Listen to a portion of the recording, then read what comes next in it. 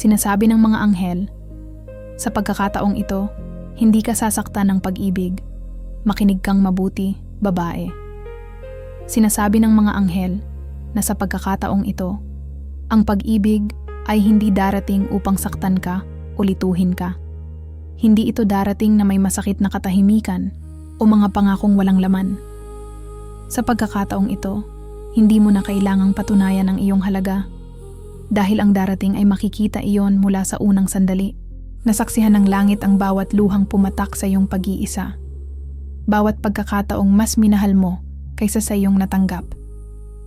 Kaya ngayon, inihahanda nito ang isang pag-ibig na dumarating ng may kapanatagan, may paggalang, at may katotohanan. Hindi na magiging larangan ng digmaan ang iyong puso. Ito ay magiging kanlungan. Magtiwala ka. Ang pag-ibig na paparating ay kinikilala ang iyong kaluluwa at marunong manatili.